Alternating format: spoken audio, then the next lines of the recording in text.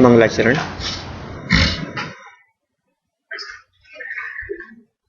मोक्षमार्गस्य नेतारं भेतारं कर्म भूभृतां ज्ञातारं विश्वतत्त्वानां वन्दे तद्गुणलब्धये वन्दे तद्गुणलब्धये।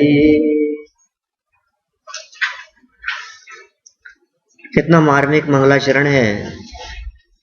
वंदे तद्गुण लब्धे, माने उमा स्वामी आचार्य ने क्या सोचकर ये मंगलाचरण लिखा होगा कि हे आदिनाथ भगवान, हे महावीर भगवान, हे तीर्थंकर परमात्माओं, मैं तुम्हें नमस्कार कर रहा हूं, लेकिन तुम जैसा बनने के लिए। जो वीतरागता और सर्वज्ञता, जो हितोपदेशीपना आप में दिखाई देता है, वही वीतरागता, वही सर्वज्ञता और वैसा ही हितोपदेशीपना मुझ में भी प्रकट हो जाए, इस भावना से मैं तुम्हें नमस्कार करता हूं। और कोई भावना नहीं है। अरहंत बनने की भावना से अरहंतों को नमस्कार किया गया है। उन जैसे गुणों की प्राप्ति करने की भावना से यहां मंगलाचरण किया गया। और मंगलाचरण करने के उपरांत संपूर्ण जैन शासन का जो सार है, ऐसे सार रूप सूत्र रूप में इस पूरे जनागम को गर्भित कर दिया गया 357 सूत्रों के माध्यम से। 10 अध्यायों में विभक्त ये तत्वार सूत्र। इसके प्रथम अध्याय की चर्चा अपेक्षित विस्तार से हम पिछले क्लास तक, पिछले प्रवचन तक उसकी चर्चा कर चुके हैं और अब हमको आगे चर्चा करनी है दूसरे अध्याय से। पहले अध्याय का एक अंतिम सूत्र बच गया था, 33 नंबर का सूत्र। यद्यपि बहुत मार्मिक सूत्र है, लेकिन उसका विस्तार बहुत है और संक्षेप में समझना थोड़ा सा कठिन लग रहा है। मेरा तो फेवरेट टॉपिक है नए की चर्चा, है ना। मैं तो इन 7 प्रकार के नयों को समझाता हूं 10 दिन की क्लास में कम से कम। तो अभी तो ये बहुत कठिन लग रहा है कि उसको कैसे, उसको 10 मिनट भी ज्यादा हो जाएंगे इसके लिए। मतलब यदि शायद जाना शिविर में अवसर बनेगा तो इस वर्ष, नहीं तो आगामी शिविर में। मतलब आपको ये नैगम आदि 7 नए समझने के लिए जाना शिविर में आना पड़ेगा।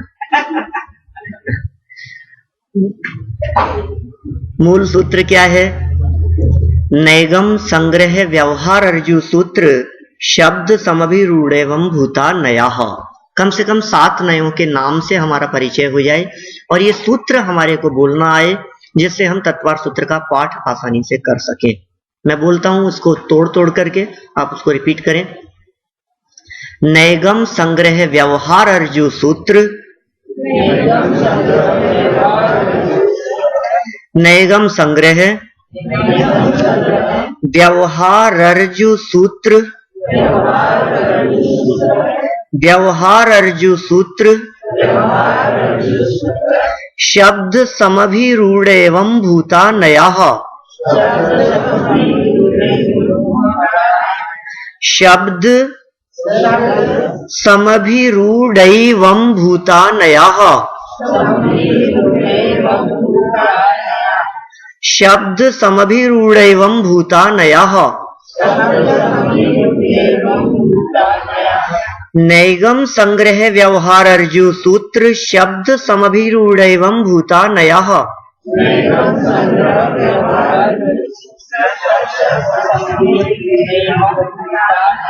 देखिए शब्दों का अर्थ क्या है, बहुत सिंपल। 7 नाम बतलाए हैं इसमें।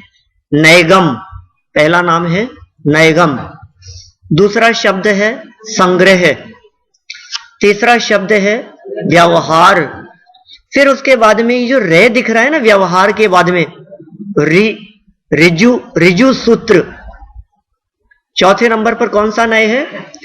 नैगम संग्रह और व्यवहार के बाद में ये आधा र जो जय के ऊपर चढ़ा हुआ था, ये ऋजु सूत्र, ये चौथा नय है।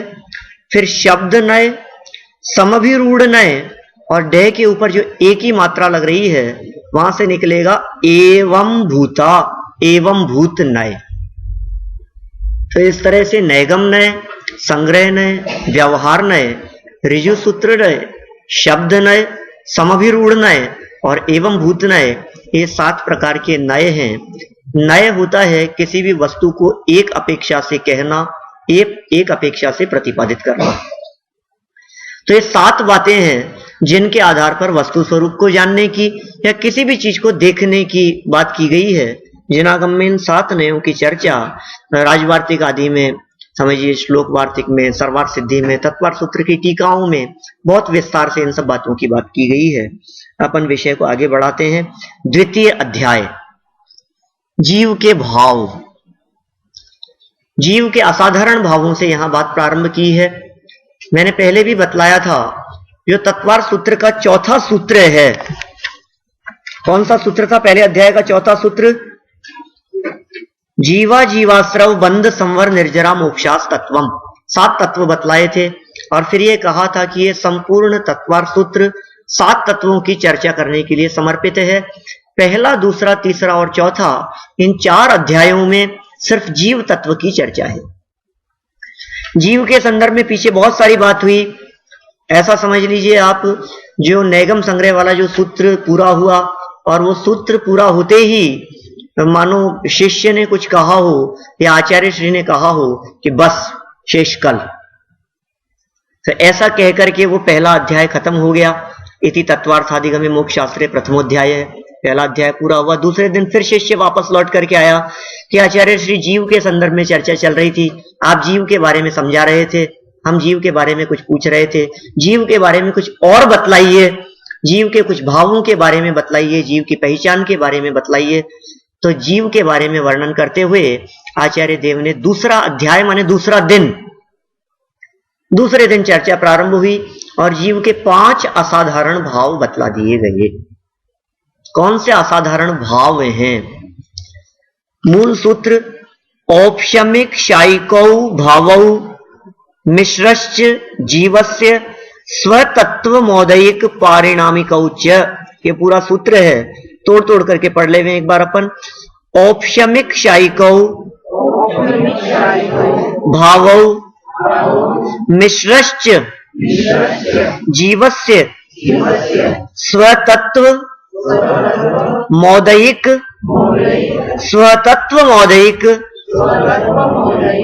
पारिणामिकौ च। स्वतत्व मौदयिक पारिणामिकौ च। सबसे पहला है औपशमिक भाव, ठीक है ना। दूसरा भाव है क्षायिक भाव। औपशमिक, क्षायिक भाव है ये सब। फिर मिश्रश्च, और मिश्र भी भाव है।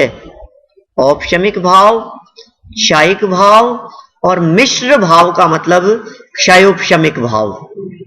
मिश्र मतलब क्षय और उपशम, इन दोनों का मिश्रण क्षयोपशमिक भाव।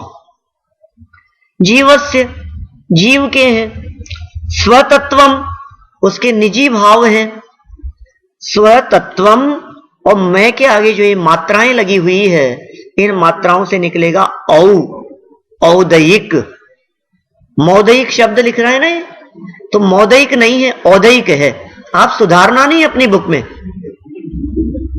ये जो मां है इसका, ये मैं ऊपर चला जाएगा तत्वम। जैसे इसको तोड़ेंगे ना, ये तो एक ही शब्द है, जैसे इसके टुकड़े किए तो तत्वम, स्वतत्वम, फिर औदयिक और पारिणामिकौ च, और पारिणामिक माने औपशमिक भाव, क्षायिक भाव, क्षयोपशमिक भाव, औदयिक भाव और पारिणामिक भाव। ये 5 भाव हैं, बराबर। इन 5 का ही ये क्रम भी है। इस क्रम के संदर्भ में सर्वार्थ सिद्धि राजवार्तिक आदि ग्रंथों के अंदर चर्चा की गई और ऐसी बात उठाई गई कि सबसे पहले औपशमिक भाव को क्यों रखा गया। तो तर्क दिया गया कि दुनिया में औपशमिक भाव वाले सबसे कम हैं, इसलिए औपशमिक भाव सबसे पहले नंबर पर है।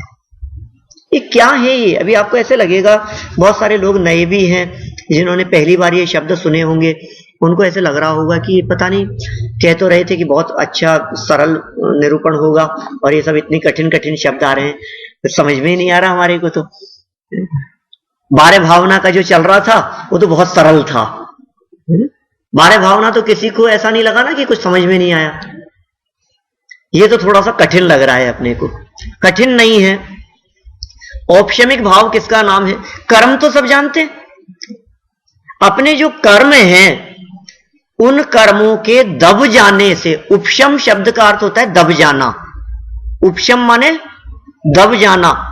तो कर्मों के दब जाने से जो भाव होते हैं, दब जाने का अर्थ वो कर्म प्रकट नहीं है, दिखाई नहीं दे रहा है, वो कर्म व्यक्त नहीं हो पा रहा है। तो कर्म के दब जाने से जो भाव हुआ उसे कहेंगे हम औपशमिक भाव। कर्म के उपशम से जो भाव हो उसे औपशमिक कहेंगे। कर्मों के क्षय से जो भाव हो उसे क्षायिक कहेंगे। उपशम से औपशमिक बना है, क्षय से क्षायिक बना है, क्षयोपशम से क्षायोपशमिक बना है। क्षयोपशम मतलब कुछ कर्मों का दब जाना और कुछ का नष्ट हो जाना, वो कहलाता है क्षय उपशम। उपशम शब्द का अर्थ क्या बतलाया? दब जाना। उपशम माने दब गए और क्षय माने नष्ट हो गए। तो कुछ कर्म जिनके दब गए हो और कुछ नष्ट हो गए हो, ऐसी परिस्थिति जहां हो उसका नाम है क्षय उपशम। और उस क्षय और उपशम के होने पर जो जीव के परिणाम है वो कहलाएगा क्षयोपशमिक। ठीक है। फिर है उदय। उदय से जो भाव होते हैं वो कहलाता है औदयिक। कर्म का उदय, कर्म के उदय से रहित तो कोई नहीं है संसारी जीव, तो कर्म के उदय से होने वाले भावों को औदयिक कहते हैं। ठीक। और पारिणामिक क्या होता है? जो कर्म के उदय, उपशम, क्षय और क्षयोपशम इनकी अपेक्षा नहीं रखता हो, इनके बिना जो भाव हो वो कहलाता है पारिणामिक। ठीक है। कर्म का उदय, कर्म का उपशम, कर्म का क्षय, कर्म का क्षयोपशम और इन चारों के बिना, ये कुल 5 भाव हो गए। उपशम से जो भाव होंगे वो औपशमिक, क्षय से जो भाव होंगे वे क्षायिक, उदय से जो भाव होंगे वे औदयिक। ठीक है। और क्षय और उपशम से जो भाव होंगे वे क्षयोपशमिक, और कर्म के उदय, उपशम, क्षय और क्षयोपशम के बिना जो भाव होंगे वे पारिणामिक। क्लियर है इतनी बात? बहुत विस्तार से इन 5 भावों की चर्चा आई है, यहां तो सिर्फ नामोल्लेख मात्र किया गया है। जैसा कि मैंने कल प्रतिपादित किया था, कल यह बात कही थी कि यह तत्वार्थ सूत्र ग्रंथ जैन दर्शन का सूची ग्रंथ है, मीन्स इंडेक्स मात्र है। जिस तरह से इंडेक्स में सारी बातें होती है, लेकिन इंडेक्स में वे सारी बातें डिटेल में नहीं होती है, डिटेल के लिए और इनकी व्याख्याएं देखनी पड़ेगी। तो सारे सब सूची एक प्रकार से कलेक्शन हो गया कि जिनागम में, जैन दर्शन में, जैन परंपरा में जैन आचार्य किन किन बातों को प्रमुख समझते हैं और किन किन बातों का वर्णन करना चाहते हैं, उन सबको एकत्रित करके एक स्थान पर सूत्र रूप में रख दिया गया, वो तत्वार्थ सूत्र है। तो सिर्फ परिचय मात्र है यहां इसका।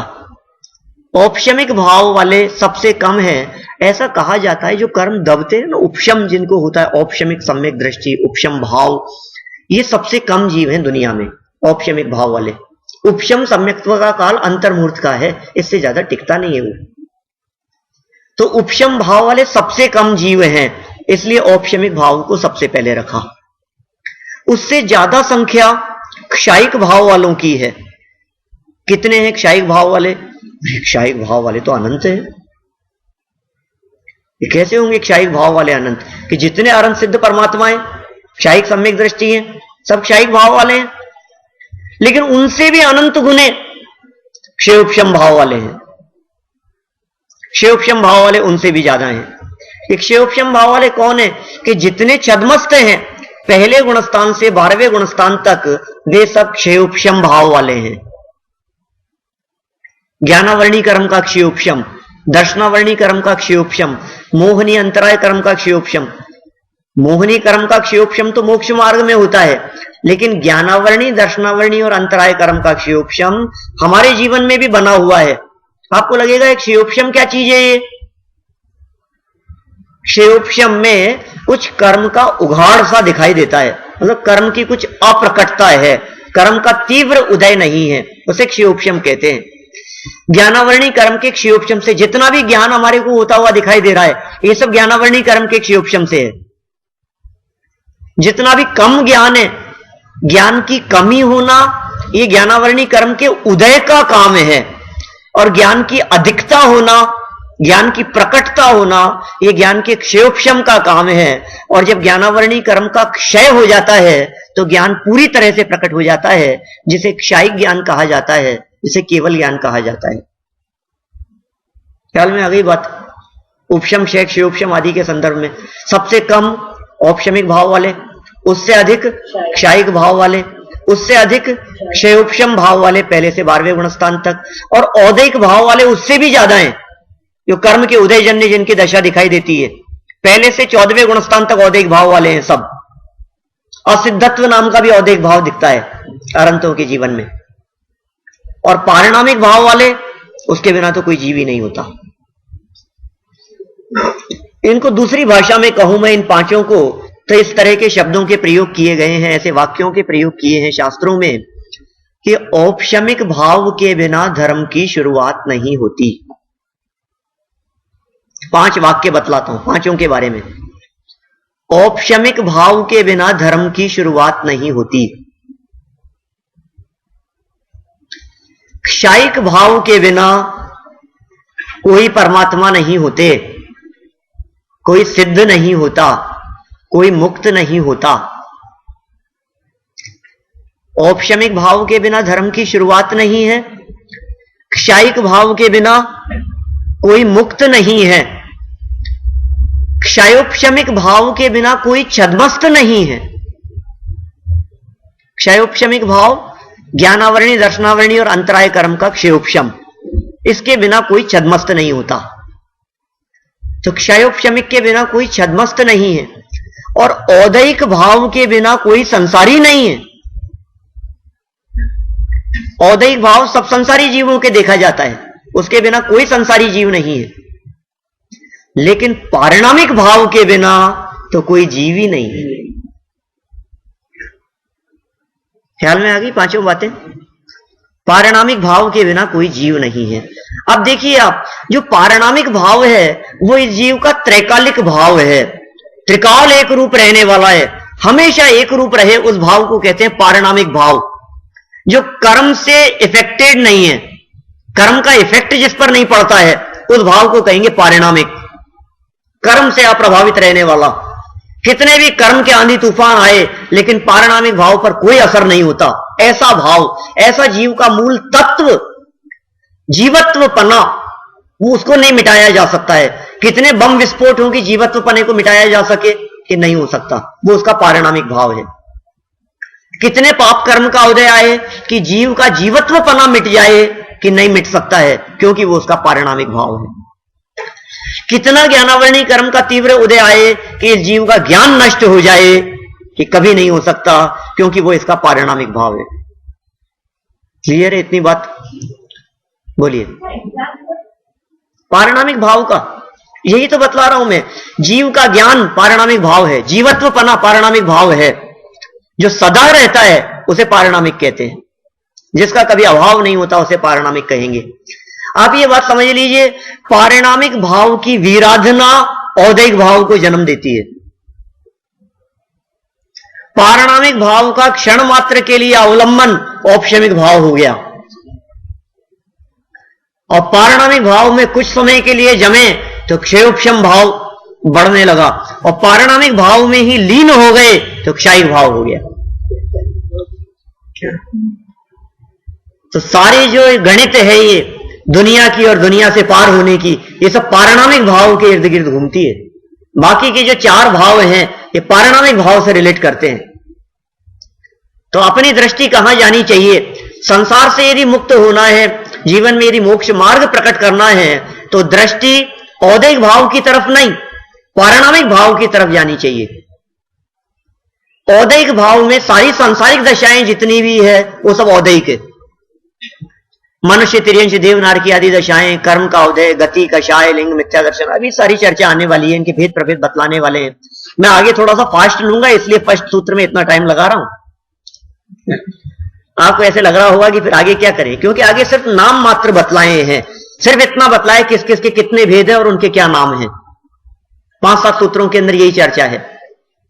तो अभी इतना हमारे को समझ में आ गया कि जो पारिणामिक भाव है वो त्रिकाल रहता है, प्रत्येक में पारिणामिक भाव है। कल भी, जैसे कल ही की बात है, शायद कल नहीं परसों आ गया था ना, मैं परसों शाम को अपन स्वाध्याय में चर्चा कर रहे थे पारिणामिक और परम पारिणामिक के संदर्भ में। तो पारिणामिक भाव प्रत्येक द्रव्य में है, हर द्रव्य में पारिणामिक भाव है उसका, जिसके कारण वो मूल स्वरूप को नहीं छोड़ता। जीवो ही तावत क्रम नियमित आत्म परिणाम उत्पद्यमानो जीव है एव। जो जीव है एव शब्द का प्रयोग किया है, वही 308वीं गाथा की टीका की बात कर रहा हूं। 308 से 311 तक की गाथा की टीका में आचार्य अमृतचंद्र स्वामी ने लिखा है, जीवो ही तावत क्रम नियमित आत्म परिणाम उत्पद्यमानो, मतलब बदलता हुआ भी, क्रम नियमित परिणामों से बदलता हुआ भी जीव एव, जीवी रहता है। तो जो जीवी रहता है वो पारिणामिक भाव है, और जो बदल रहा है ये दूसरे भाव है। बोलिए साथी। हाँ हाँ, पारण, देखिए ये तो बहुत स्थूल दृष्टि से कथन है, क्योंकि सूक्ष्मता में जाकर के बात करेंगे तो फिर इनके अंदर बहुत डिवाइडेशन होंगे, बहुत विभाजन पड़ेंगे, बहुत प्रकार के भेद प्रभेद होंगे, कई तरह से उनकी बातें हो सकती है। स्थूल दृष्टि से हम ये कह सकते हैं कि पारिणामिक भाव को न पहचानना, पारिणामिक भाव की जिसे खबर नहीं है, तो औदैहिक भाव को जन्म देता है। वैसे औदैहिक भाव वालों के अंदर हमने बात कही है कि सारे संसारी जीव आते हैं, औदैहिक भाव वालों में अनंत परमात्मा भी आते हैं, वो कोई पारिणामिक भाव की विराधना करने वाले नहीं है। ख्याल में आ रही है बात? स्थूल दृष्टि से हम क्या कहें, मतलब जो कर्म के उदय में ही उलझे फंसे हैं, वे ऐसे स्थूल औदैहिक भाव वाले, वो पारिणामिक भाव से दूर हैं, वे औदैहिक भाव वाले। औपशमिक वाले कौन होंगे? पारिणामिक भाव का क्षण मात्र के लिए अवलंबन, औपशमिक सम्यक्त्व। अनादि मिथ्या दृष्टि जीव को जब भी सम्यक दर्शन होता है, वो कौन सा सम्यक दर्शन होता है? औपशमिक सम्यक दर्शन होता है, उपशम सम्यक्त्व होता है। सबसे पहले धर्म की शुरुआत होती है उपशम सम्यक्त्व से, तो औपशमिक सम्यक्त्व हो गया। क्षयोपशम सम्यक्त्व कुछ आगे बढ़ने की बात हो गई, जब उसी का कुछ लंबे काल के लिए अवलंबन हुआ।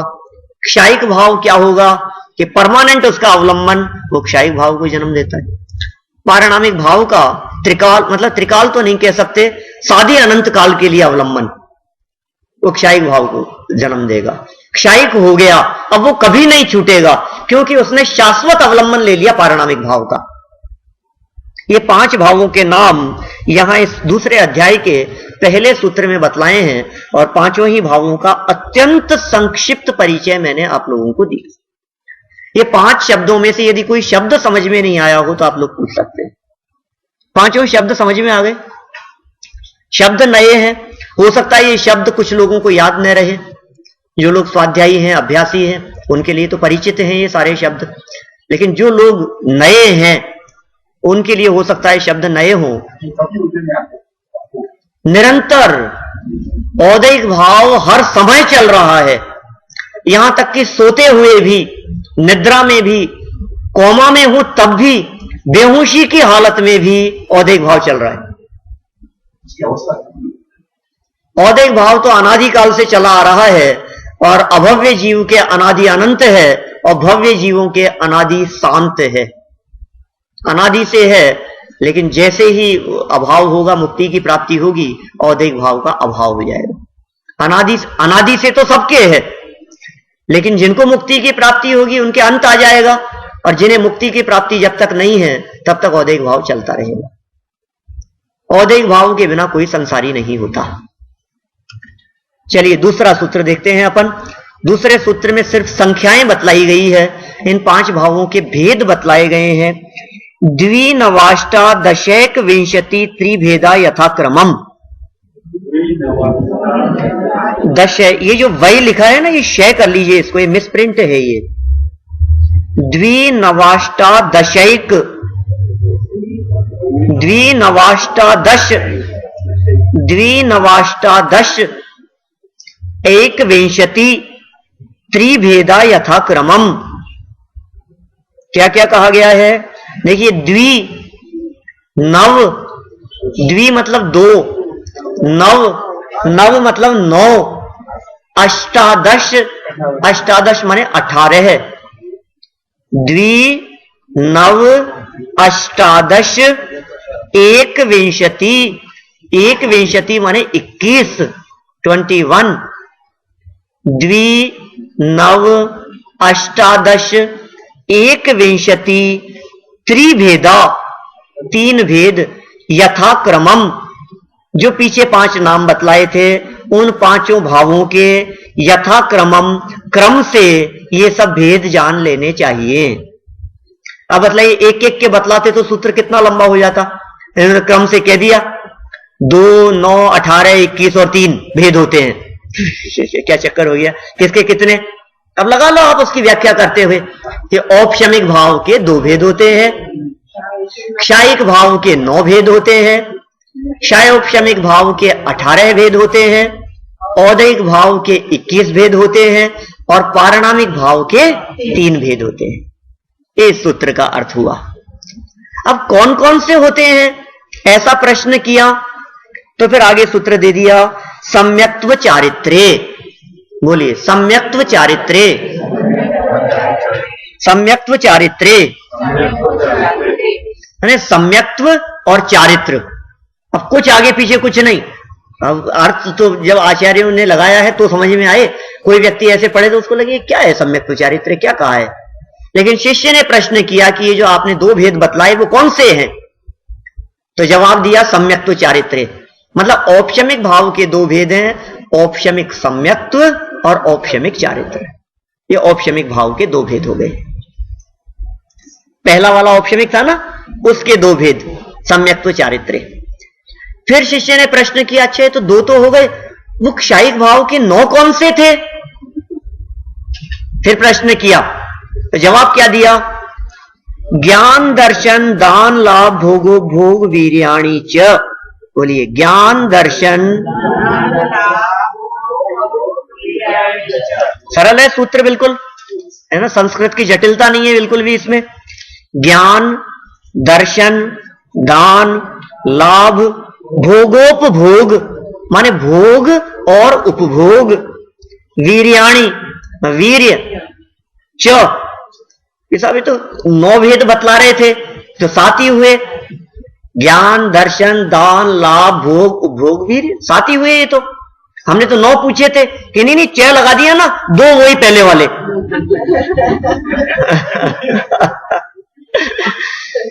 कि क्या मतलब कि ये जो सम्यक्त्व और चारित्र्य है ये औपशमिक भाव के भेद हैं कि क्षायिक भाव के भेद हैं?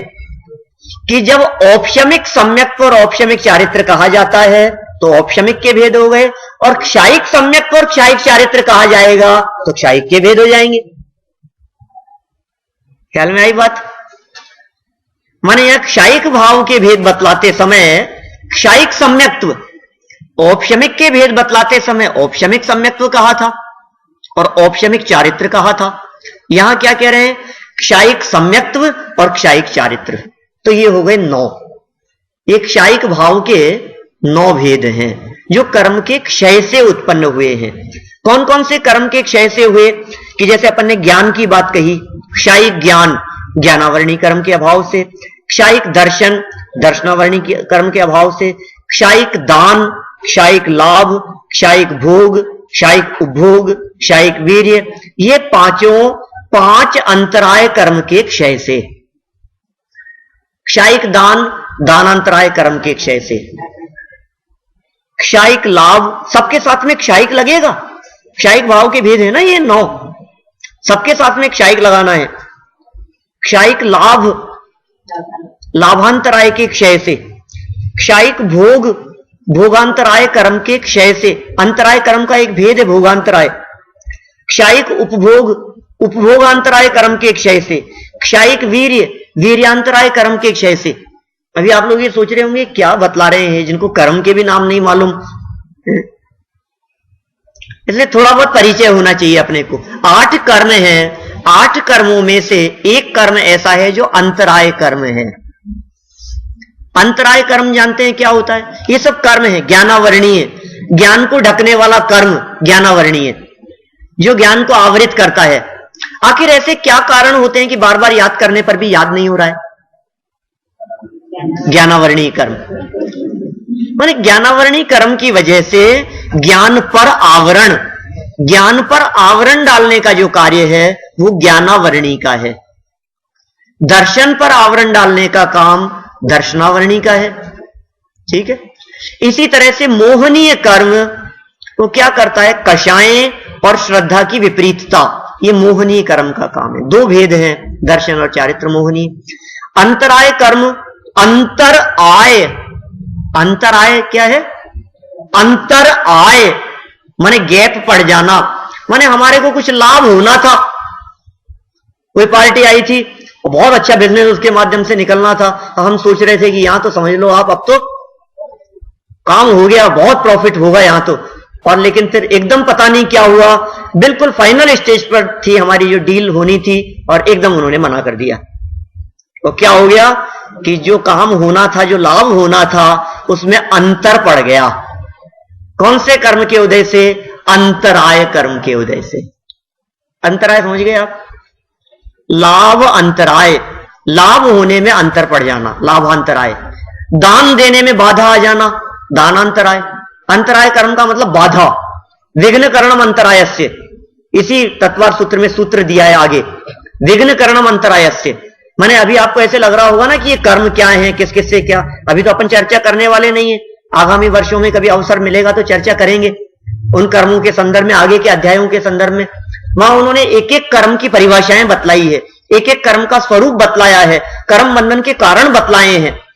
मतलब आप देखिए तत्वार सूत्र में क्या नहीं है, सारे प्रकरण हैं।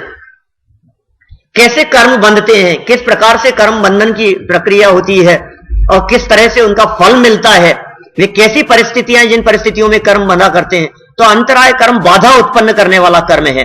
दान, लाभ, भोग, उपभोग और वीर्य, इन 5 प्रकार की प्रवृत्तियों में, इन 5 क्रियाओं में जिससे बाधा उत्पन्न होती हो वो अंतराय कर्म है।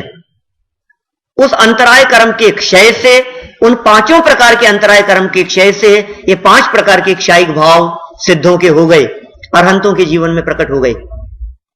दान, लाभ, भोग, उपभोग, वीर्य। क्षायिक सम्यक्त्व और क्षायिक चारित्र, ये दोनों मोहनी कर्म के अभाव में। ठीक है, क्षायिक सम्यक्त्व दर्शन मोहनी के क्षय से और क्षायिक चारित्र मोहनी के क्षय से। इस तरह से ये 9 भेद हो गए इस चौथे सूत्र में, जो क्षायिक भाव के 9 भेद बतलाए गए हैं। मोहनीय कर्म जो है, देखिए कर्म की तो आयु कहां होगी, कर्म तो बंधता है, उसकी स्थिति होती है, मतलब कर्म के टाइम पीरियड को स्थिति कहा जाता है। मोहनीय कर्म कितने भी समय के लिए बंध सकता है, मैक्सिमम उसकी जो लिमिट है वो है 70 कोड़ा कोड़ी सागर। किसी जीव ने मोहनीय कर्म बांधा तो मैक्सिमम 70 कोड़ा कोड़ी सागर तक वो उदय में आ सकता है, फल दे सकता है। आज का बांधा हुआ कर्म इतने लंबे टाइम तक फल देगा, ऐसा कर्म बंध सकता है। और कम भी हो सकता है, कम की तो कोई बात ही नहीं, कितना भी संभव है। दर्शन मोहनी और चारित्र मोहनी 2 प्रकार के मोहनीय कर्म है। माने जो भी हमारे को फल मिलता है, रिजल्ट मिलता है, वो सब हमारे ही कर्म के फल में मिला है। हमने जो कर्म किए थे, कर्म मतलब क्या चीज है? कर्म मतलब हमने जो भाव किए। देखिए जैन दर्शन क्या कहता है, क्या स्थिति है कि कोई भी जो हमारे परिणाम हो रहे हैं, अब लोग परिणाम का अर्थ भी नहीं समझते। परिणाम माने भाव, भाव मतलब हमारे विचार, हमारी सोच, हमारा जो चिंतन चल रहा है, उस चिंतन विचार के आधार पर कुछ पौद्गलिक परमाणु ऐसे हैं जिन्हें कर्म कहते हैं। वे कार्माण वर्गणाओं के रूप में रहती हैं, उसके लिए वर्गणा शब्द का प्रयोग किया है। वे वर्गणाएं हमारे विचारों से, हमारे चिंतन से, हमारे भावों से आत्म प्रदेशों के साथ में, आत्मा के साथ में आकर के बंध जाती है। कब बंधती है? हर समय निरंतर चल रहा है ये काम, कर्म बांधने का काम हर समय चल रहा है। सोते हुए भी कर्म बंध रहे हैं, हमारे विचार रुक नहीं रहे हैं, परिणाम रुक नहीं रहे हैं, परिणमन रुक नहीं रहा है, चिंतन रुक नहीं रहा है। भले ही हमारी पकड़ में नहीं आ रहा है, हम उसको पकड़ नहीं पा रहे हैं। हमें ऐसे लग रहा है कि वो चेतना रुक गई है, लेकिन रुकी नहीं है। वो चेतना अंदर में जागृत है, वो अपना काम कर रही है। तो वो जो कर्म आकर के बंधे हमारे विचारों से, वे कर्म बंधने के बाद में कुछ लंबे टाइम तक तो वे बंधे रहते हैं, फल नहीं देते, और अपना टाइम होने के बाद, एक लिमिटेड टाइम के बाद में वो फल देते हैं, रिजल्ट मिलता है उसका। जैसे एग्जाम देने के बाद में तुरंत रिजल्ट नहीं मिलता है ना, थोड़ा टाइम चाहिए, कॉपी जंचेगी, चेक होगी, उसके बाद में रिजल्ट आएगा। ठीक इसी तरह से कर्म बंधने के बाद में तुरंत फल नहीं मिलता, कुछ अबाधा काल के बाद में उसका फल मिलता है। अब वो जो फल मिला है, वो फल कितने लंबे टाइम का मिलेगा, वो कहलाती है स्थिति। कब तक के लिए? जैसे मान लीजिए किसी व्यक्ति के ऊपर केस चल रहा है और केस चलते हुए उसको सजा सुना दी गई, तो जो सजा सुनाई गई है और ये कहा कि 3 दिन बाद में या अभी 2 घंटे बाद में इसकी ये सजा प्रारंभ होगी और 10 वर्ष के लिए कारावास, तो सजा सुनाना वो तो कर्म बंधन जैसा है, ठीक है। 2 घंटे बाद में शुरू होगी, तो 2 घंटे का जो टाइम पीरियड है ये अबाधा काल जैसा है, ठीक है। और शुरू होने के बाद कंटिन्यू वो सजा चलती रहेगी, उसका फल मिलता रहेगा 10 वर्ष तक। ये उसका फल है, ये उसका उदय है। कर्म तो बांधा था एक समय और फल मिला है 10 वर्ष तक। कहीं चोरी कर ली, कहीं किसी की हत्या कर दी, कोई अपराध हो गया, कोई गलती हो गई, किसी भी तरह का कोई भी जो हमारे से मिस्टेक हुई है, उसके कारण उसका फल एक समय के लिए नहीं मिला, बहुत लंबे टाइम के लिए मिला है। ठीक इसी प्रकार हमारे वर्तमान विचार और वर्तमान परिणामों के आधार पर जो रिजल्ट और फल मिलता है, वो भी एक समय मात्र के लिए नहीं मिलता, लंबे टाइम पीरियड के लिए मिलता है। और जब समस्त कर्मों का अभाव हो जाता है तो वो क्षायिक अवस्था कहलाती है, क्षायिक भाव कहलाता है। अरहंत और सिद्धों के जीवन में वो क्षायिक भाव होता है। उसके 9 भेदों की अपन ने यहां बात कही।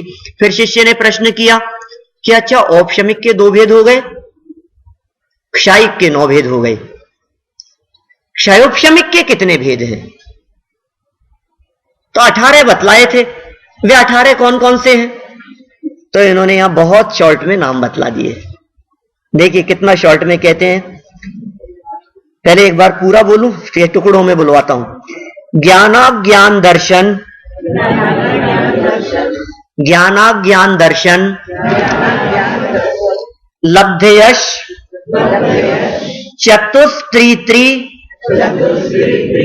पंच भेदा, सम्यक्त्व चारित्र, संयमा संयमाश्च। ज्ञानाज्ञान दर्शन, लब्धयश चतुस्त्रित्री पंच भेदा, लब्धयश चतुस्त्रित्री पंच भेदा, सम्यक्त्व चारित्र संयमा संयमाश्च। देखिए क्या क्या कैसे निकलेगा इसका अर्थ। सबसे पहला शब्द है ज्ञान। क्षयोपशमिक भाव के 18 भेद, ज्ञान। दूसरा है अज्ञान, ज्ञान फिर अज्ञान, फिर शब्द दिया है दर्शन। आप इन पर नंबरिंग भी डाल सकते हैं। ज्ञान, फिर अज्ञान, फिर दर्शन और फिर लब्धयश, लब्धि। 4 चीजें हो गई, ज्ञान, अज्ञान, दर्शन और लब्धि। इसके आगे कह रहे हैं चतुः। चतुः मतलब 4। ये चारों नहीं, ज्ञान 4 सबसे पहला वाला। चतुः के बाद में है त्रि। ये त्रि क्या है? ये 3 अज्ञान। ज्ञान के बाद में अज्ञान शब्द था ना, ज्ञानाज्ञान। अज्ञान नहीं दिखा क्या आप लोगों को? ज्ञानाज्ञान है ना, ये आ की मात्रा जो है उसमें से आ निकला है, वो अज्ञान होगा। ज्ञान अज्ञान, तो ज्ञान तो 4 और अज्ञान 3। चतुः मतलब 4, त्रि मतलब 3, फिर दर्शन त्रि, दर्शन भी 3 और लब्धि 5, लब्धियां 5। ठीक है, कितने हो गए? 4 ज्ञान, 3 अज्ञान, 3 दर्शन और 5 लब्धि। कितने हो गए यहां तक? 15 भेद हो गए। हाँ, और फिर इसके बाद में सम्यक्त्व एक भेद, चारित्र ये एक और संयमा संयम ये एक और। इस तरह से क्षयोपशम भाव के कुल 18 भेद हैं। कौन कौन से हुए वापस देखिए आप। माने एक सूत्र याद हो गया तो क्षयोपशमिक भाव के 18 भेद याद हो गए। क्षयोपशमिक भाव कौन सा था? कर्म के क्षय और उपशम जन्य जो भाव थे। कौन कौन से कहे यहां? ज्ञान 4 कौन कौन से हैं? मति, श्रुत, अवधि, मनय, पर्याय। ये तो पीछे अपन ने पढ़ा था पहले अध्याय में। मति, श्रुतावधि, मनय, पर्याय, केवलानी ज्ञानम। तो फिर सब 4 ही क्यों लिए यहां पर क्षयोपशम भाव में? कि पीछे जो क्षायिक भाव के भेद बतलाए हैं, केवल ज्ञान तो वहां चला गया। क्षायिक ज्ञान कहा था ना पीछे। इसके पिछले वाले सूत्र में क्षायिक ज्ञान की बात कही थी। ज्ञानावरणी कर्म के क्षय से होने वाला ज्ञान, वो कौन सा ज्ञान था? वो केवल ज्ञान था। तो अब 4 ज्ञान जो बच गए हैं वे क्षयोपशम हैं। 3 अज्ञान वो भी क्षयोपशम है। कौन कौन से? मति, श्रुतावधेयो, विपर्ययश्च। सुबह पढ़ा था अपन ने। कुमति, कुश्रुत और कुअवधि। मति, श्रुतावधेयो, विपर्ययश्च। मति, श्रुत और अवधि ये 3 विपरीत भी होते हैं, ये भी क्षयोपशम। 3 अज्ञान, 4 ज्ञान हो गए, 3 अज्ञान। अब 3 दर्शन। दर्शन 4 हैं। चक्षु दर्शनावरण, चक्षु दर्शन, अचक्षु दर्शन, अवधि दर्शन और केवल दर्शन। तो केवल दर्शन जो है वो तो क्षायिक में चला गया, क्षायिक भाव के भेद में क्षायिक दर्शन। और बाकी के जो 3 बच गए हैं ये क्षयोपशम भाव के भेद, 3 दर्शन। फिर पंचलब्धि। पंचलब्धि कौन सी? यही दान, लाभ, भोग, भोग, वीर्य। एक क्षयोपशम भी तो है। कुछ मिला और कुछ नहीं मिला। लाभ तो लाभांतराय कर्म का क्षयोपशम, ठीक है। कुछ लाभ हुआ और कुछ नहीं हुआ, लाभांतराय कर्म का क्षयोपशम। दानांतराय कर्म का क्षयोपशम, भोग भोगांतराय कर्म का क्षयोपशम। ये 5 प्रकार की लब्धियां। फिर सम्यक्त्व मतलब क्षयोपशम सम्यक्त्व। चारित्र माने क्षयोपशमिक चारित्र। और संयमा संयम, कुछ संयम और कुछ असंयम। तो इस तरह से ये कुल 18 भेद हुए जो क्षयोपशमिक भाव के हैं। औदैक भाव के 21 भेद। आगे संयमा संयम, देश चारित्र हो गया। देश संयम और सकल नहीं, देश संयम की बात कही है ना। अब देखिए आप औदैक भाव के 21 भेद। फिर शिष्य ने प्रश्न किया कि औदैक भाव के 21 भेद कौन से हैं? उन्हें कैसे सूत्र में संक्षेप में कह देते हैं, कहां से कहां लिंक बैठाएंगे। शब्द दे दिए, फिर उन शब्दों के भेद बतला दिए, फिर उसको उसके साथ में लिंक करना है अपने को। सूत्र देखते ही समझ में आना चाहिए, लेकिन बहुत सरल है। गति कषाय लिंग, बोलिए गति कषाय लिंग, मिथ्या दर्शना ज्ञाना संयता सिद्ध, मिथ्या दर्शना ज्ञाना संयता सिद्ध, लेश्याश चतुष त्रय एक एक एक एक। कैसे पढ़ेंगे इसको? देखिए, लेश्याश चतुष त्रय कई कई कैक।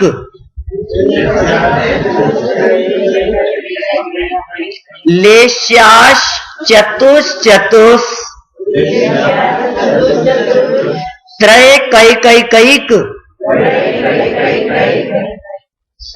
त्रय कई कई कैक षड भेदा। थोड़ा कठिन लग रहा है थोड़ा सा बोलने में? बहुत कठिन तो नहीं है कठिन तो है। 2-4 बार उसको बोलेंगे तो वो बोलने में आ जाएगा। मतलब गहराई से हम उस शब्द को देखें और एक एक अक्षर का अच्छे से उच्चारण करें तो वो शब्द बोलने में आता है। गति शब्द बहुत सरल है, परिचित है। गति दूसरा शब्द दिया है कषाय, फिर तीसरा शब्द दिया लिंग, फिर मिथ्या दर्शन।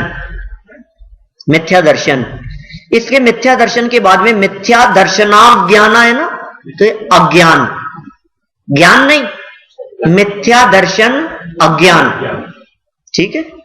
फिर अज्ञान के बाद में भी आ की मात्रा है, मिथ्या दर्शनाज्ञाना संयता, माने असंयत। आ की मात्रा है, इससे होगा असंयत। फिर असिद्ध, असिद्धत्व, मिथ्या दर्शना अज्ञाना असंयता असिद्ध, ठीक है। और लेश्या, लेश्या। अब ये जितने नाम बतलाए हैं अभी तक, कितने नाम हो गए? गति, कषाय, लिंग, मिथ्या दर्शन, अज्ञान, असंयम, असिद्ध और लेश्या, 8 हो गए ना। अब इन सब के भेद देखो आगे क्या क्या है, इन्हीं नंबर से, इसी नंबरिंग से चलेगा। चतुष, सबसे पहला 4, ये 4 क्या है?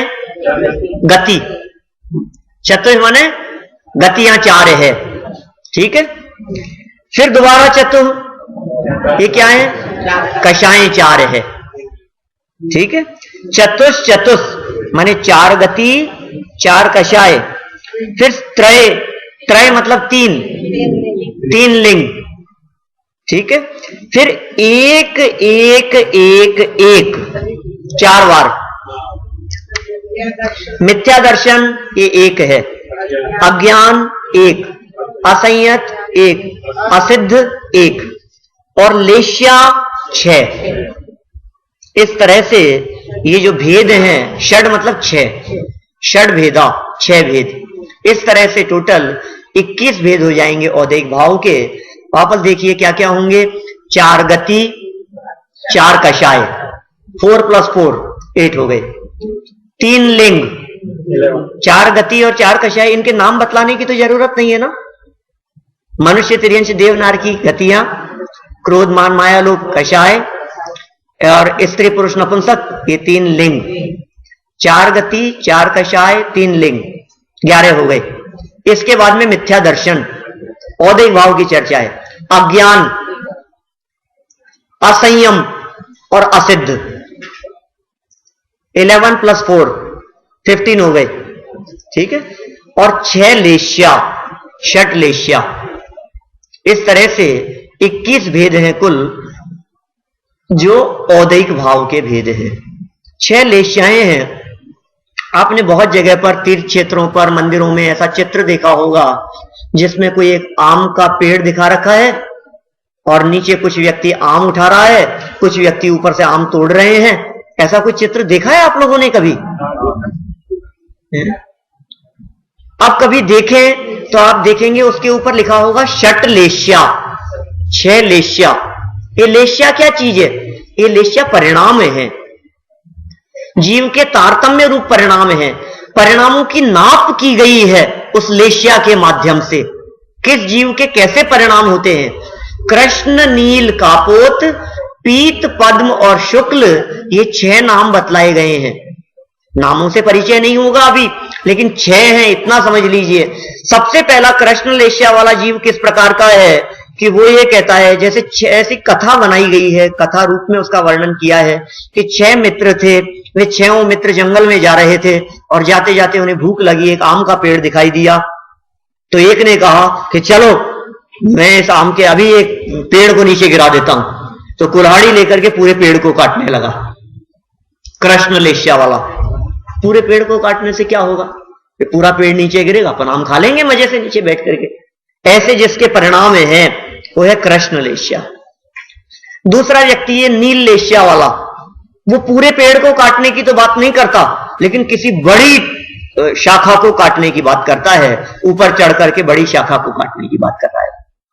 तीसरे प्रकार का व्यक्ति है जिसकी कषाएं कुछ और मंद है, कापोत लेश्या वाला है। वो कहता है कि नहीं नहीं, एक छोटी शाखा को काट लेते हैं अपन। वो कौन है? कापोत लेश्या वाला। लेकिन वो भी एक, जहां आम ज्यादा दिखाई दे रहे हैं ना, उस शाखा को काटने की बात करता है।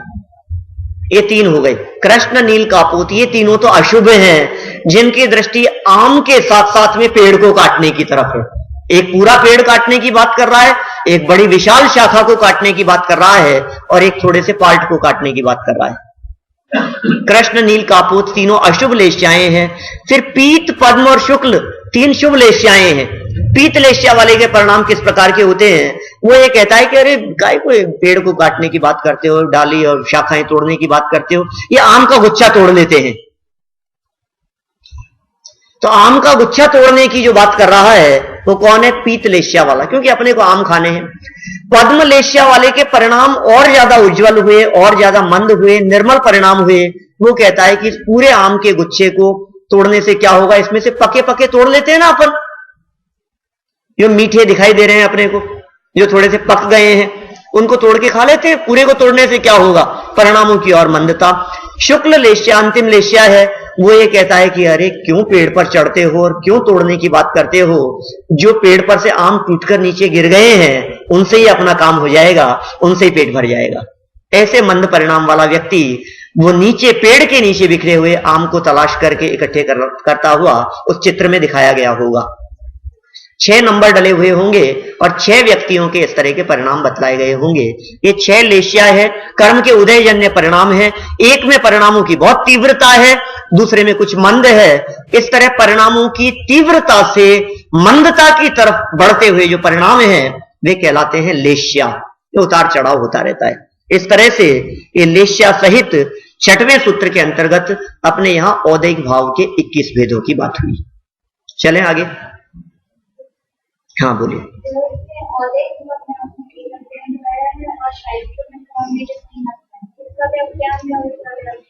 ये अज्ञान सामान्य है। हाँ, ज्ञानावरणी कर्म सामान्य की वजह से है, अज्ञान सामान्य। इसी तरह से कई लोग पूछते हैं ये औदैहिक भाव है तो असिद्धत्व ये कौन से कर्म के उदय से हुआ? क्योंकि कर्म के उदय से हो वो असिद्धत्व है ना, ऐसी शंका उठाई सर्वार सिद्धि में। तत्वार सूत्र की टीका है सर्वार सिद्धि, पूज्यपाद आचार्य की 1600 वर्ष पुरानी टीका। उसमें पूज्यपाद आचार्य ने शंका उठाई कि साहब ये असिद्धत्व कह रहे हो आप, ये असिद्धत्व नामक औदैहिक भाव कौन से कर्म के उदय से होता है? क्योंकि जो कर्म के उदय से हो औदैहिक। तो उन्होंने जवाब दिया ये किसी विशिष्ट कर्म के उदय से नहीं है, ये कर्म सामान्य के उदय से है। बस कर्म का उदय चल रहा है, सिद्ध दशा की अभी प्राप्ति नहीं है, उसके असिद्धत्व नाम का औदैहिक भाव है। 13वें और 14वें गुणस्थान में भी असिद्धत्व नाम का औदैहिक भाव चल रहा है। ये सामान्य सबके होती है, मनुष्यों में, तिर्यंचों में, देवों में, नारकियों में, सबके होती है। सबके 6 होती है ऐसा तो नहीं कहूंगा, ठीक है ना। जिस जीव का जैसा स्तर है, जैसे मान लीजिए 7वें नरक, 6वें और 7वें नरक की बात करें तो वहां सिर्फ कृष्ण लेश्या है, और कुछ ऊपर के नरकों की बात करें तो कृष्ण, नील और कापोत तीनों लेश्या रूप परिणाम वहां दिखाई देते हैं। ऐसे इस वर्गों में बात करें तो पीत, पद्म, शुक्ल लेश्या द्वित्री शेषेशु, ऐसा 4थे अध्याय में सूत्र है। इसी तत्वार सूत्र में लेश्याओं की चर्चा भी है आगे। मैंने कहा ना क्या नहीं है इसमें, लेश्याओं की चर्चा है आगे 4थे अध्याय में। मतलब देवगति के अंदर किस किस प्रकार की लेश्याएं हैं। 16 स्वर्ग के ऊपर वाले देवों की बात करेंगे, सब जीवों के नियम से शुक्ल लेश्याई होती है। परिणाम इतने मंद होते हैं, दिव्य ध्वनि सुनने आने का विचार नहीं आता, शांति से बैठ के तत्व चर्चा करते रहते हैं। सर्वार सिद्धि के देव तो हैं ही ऐसे, लेकिन उसके अलावा भी और असंख्यात देव ऐसे हैं जिनको गमन करने का, घूमने फिरने का, जाने आने का विचार भी नहीं आता। परम शुक्ल लेश्या वाले जीव हैं। जो राजा का आता है, ऐसा तो नहीं कह सकते अपन कुछ भी, क्यों अपन पकड़ नहीं सकते उन सब बातों को। लेकिन समझ लीजिए आप, परिणामों की क्षणिकता बतलाई है उसके माध्यम से। तो वो जो प्रसंग उन्होंने बतलाया है, श्रेणिक महाराजा ने जाकर के प्रश्न किया भगवान महावीर स्वामी के समो शरण में कि मैं जिन मुनिराज के अभी दर्शन करके आ रहा हूं, वे अभी मरे तो कहां जाएं? और जवाब मिला कि 7वें नरक में। और दूसरे क्षण पूछने पर जवाब मिला कि कहां जाएगी? 16वें स्वर्ग में। ये क्या हो गया? तीसरे क्षण जवाब मिला कि सर्वार सिद्धि में जा सकते हैं। और फिर कुछ देव उठ करके जा रहे थे, मैं पूछा ये देव लोग कहां जा रहे हैं? कि जिनकी तुम बात कर रहे थे उनको केवल ज्ञान हो गया। परिणामों में इस तरह का परिवर्तन होता रहता है, वो सब घटना है, समय लग जाएगा, अपने पास में समय कम है। मैंने शायद लास्ट टाइम सुनाई हो, संभव है ऐसा, याद नहीं आ रहा, लेकिन आप लोगों को इसका मतलब नहीं सुनाई होगी। कभी अवसर होगा तो करेंगे उसके बारे में विस्तार से चर्चा, अभी भी कर सकते हैं 2 मिनट। कितने बजे तक चलाना है मेरे को पहले तो ये बतलाएं आप। नहीं, आप ज्यादा खींचिए मत, मेरे ऐसा दबाव नहीं है मेरा कोई आपके ऊपर। आप दबाव में आकर के मत बोलिए, कोई बात नहीं, ठीक है, लेकिन 10-5 मिनट के अंदर उसको खत्म करते हैं। वहां जो परिणाम है वो सिर्फ परिणाम बदलते रहते हैं, परिणामों का उतार चढ़ाव बतलाया गया, उसके घटनाक्रम की चर्चा भी हुई, केवल ज्ञानी के माध्यम से पूछा गया। तो संक्षेप में सुन लीजिए 1 मिनट में, वो बात लंबायमान नहीं करूंगा उसको। तो मैंने पूछा इस तरह का कि भाई हमारे को मतलब समझ में नहीं आ रही है, भगवान गलत कैसे कह सकते हैं। पहले भगवान ने कहा कि ये वो मुनिराज कहां जाएंगे, तो कहा 7वें नरक में जाएंगे, और दोबारा पूछ लिया गलती से तो जवाब मिला 16वें स्वर्ग में। ये कैसे हो सकता है? अब जब किसी चीज के 2 जवाब आ जाते हैं तो तीसरी बार पूछना जरूरी हो जाता है। आपने नोट गिन रहे हैं, मान लीजिए नोटों की गड्डी गिन रहे हैं आप, और गिनते समय मान लीजिए 100 आए हैं वो, या समझ लीजिए 99 आए हैं, या 75 हैं, समझ लीजिए आप। 100 में तो आपको ऐसा लगेगा कि चलो ठीक है 75 आए हैं, और आपको ऐसा लगा कि चलो दोबारा गिन लेते हैं एक बार, दोबारा गिने और 74। अब आप तीसरी बार गिनेंगे कि नहीं? 75 मानेंगे कि 74 मानेंगे? मतलब ऐसा लगता है जैसे जरूरी हो गया तीसरी बार, तो कि पता नहीं मेरे कंफ्यूज हो गया 75 थे कि 74 थे। और तीसरी बार फिर पूछ लिया प्रश्न कि जिन मुनिराज के मैं दर्शन करके आया था, वे मुनिराज यदि अभी मरे, आयु कर्म बंधे उनके, तो वे कहां जाएं? तो तीसरी बार में जवाब कुछ और ही आता है, वे सरवार सिद्धि में। और कुछ देर में तो मैंने बतलाया ना, देव लोग उठ करके जा रहे थे उनका मोक्ष कल्याणक मनाने के लिए। फिर शंका खड़ी हुई कि आखिर ये हो कैसे सकता है, ये केवल ज्ञान में इस तरह की बातें कैसे आ सकती है। भगवान महावीर स्वामी के समूह शरण की बात है, श्रेणिक महाराजा ने प्रश्न किए थे और उनके प्रश्नों के जवाब में इस तरह की बातें आई है, ऐसा कैसे हो सकता है? तो जवाब दिया कि भाई जिस समय तुमने पहली बार प्रश्न किया था उस समय उधर क्या घटना चल रही थी पता है तुम्हारे को? तुमने क्या पूछा था? अभी कैसे परिणाम चल रहे हैं, अभी यदि वे मरे तो कहां जाएं? उधर उस समय उन मुनिराज के नजदीक से 2 महिलाएं, 2 लेडीज बात करती हुई जा रही थी।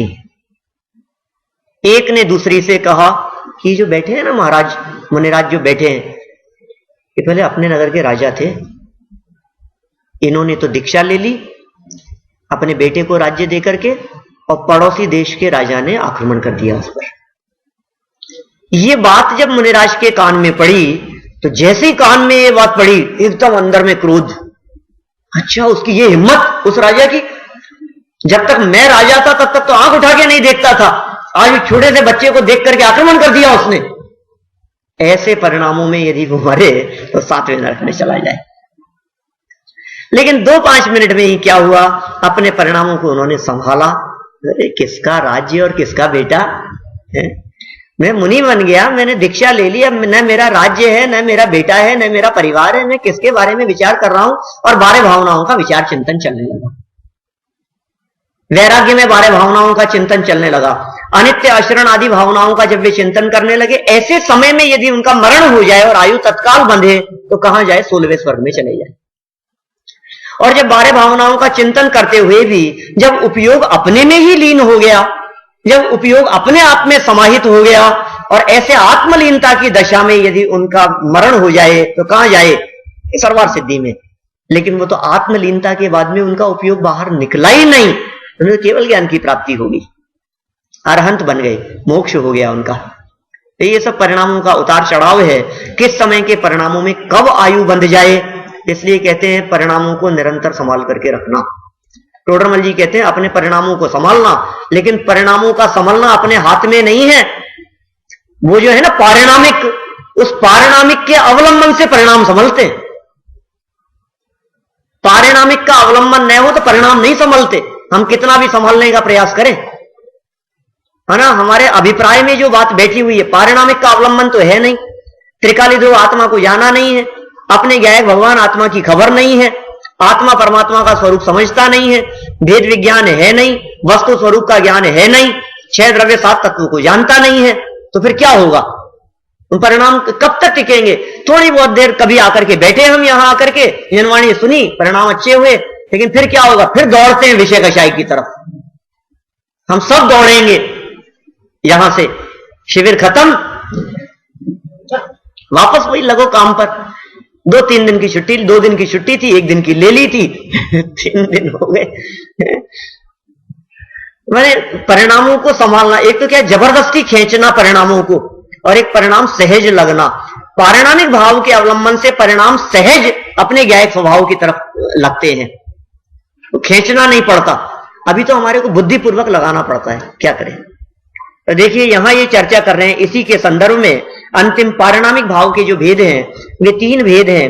जीव भव्या भव्यत्वानि च, बहुत सरल सूत्र है, जीव भव्या भव्यत्वानि च, जीवत्व, भव्यत्व और अभव्यत्व, ये 3 पारिणामिक भाव के भेद हैं। आया था ना, द्विनवाष्टादशैक विंशति त्रिभेदा यथाक्रमम, सूत्र था ना दूसरा सूत्र, त्रिभेदा, अंतिम वाले के 3 भेद थे। तो शिष्य ने प्रश्न किया कि आपने औपशमिक के बतला दिए, क्षायिक के बतला दिए, क्षायोपशमिक औदैहिक के भेद बतला दिए, अब बतलाइए पारिणामिक भाव के 3 भेद कौन से हैं? तो कहा जीव भव्या भव्यत्वानि च, जीवत्व, भव्यत्व और अभव्यत्व, ये पारिणामिक भाव के 3 भेद हैं। ठीक है, चलिए, तो इस तरह से अपनी ये 5 भावों वाला जो प्रकरण था वो प्रकरण एक प्रकार से पूरा हुआ। अब यहां से थोड़ा सा प्रकरण बदल रहा है, अपन फिर अगले सेशन में उसकी चर्चा करते हैं। माने भावों तक की चर्चा को ही अपन यहां अभी विराम देते हैं। 5 भावों की चर्चा को हम समझे, गहराई से जाने, बहुत बहुत डिटेल में इन सब की चर्चाएं शास्त्रों में की गई है। ये सब निजी भाव हैं, हमारे भाव हैं, और इन भावों को पहचान कर, अपने परिणामों को पहचान कर अपना उपयोग यदि अपने आप में लगता है तो निश्चित रूप से सिद्ध दशा की प्राप्ति होती है। पारिणामिक भाव के अवलंबन से ही इस जीव को मुक्ति की प्राप्ति संभव है। पारिणामिक भाव ही एकमात्र वो है जिसमें जन्म मरण नहीं है, जन्म का काम नहीं है, मरण का काम नहीं है, जो कभी जन्मता नहीं है, जो कभी मरता नहीं है, जो कभी उत्पन्न नहीं हुआ है, जिसका कभी नाश नहीं होगा, जो अविनाशी है, अजर अमर तत्व है, वो पारिणामिक भाव है। तो ऐसा पारिणामिक भाव हमारे उपयोग में आए तो इस जीव का जो परिणमन है वो परिणमन स्वभाव की तरफ होने से सिद्धालय की तरफ चला जाएगा। सिद्धालय में साधी अनंत काल तक ये विराजमान हो जाएगा। सिद्धालय में जो जीव मौजूद हैं वे साधी अनंत काल के लिए पारिणामिक भाव का अवलंबन लेकर के सिद्धालय में विराजमान हैं। तो हम सभी ये औपशमिक भाव से धर्म की शुरुआत करें, क्षयोपशमिक भाव से वृद्धि और क्षायिक भाव रूप पूर्णता उस पारिणामिक भाव के अवलंबन से प्राप्त करें। इसी भावना से मैं बात को यहीं विराम देता हूं।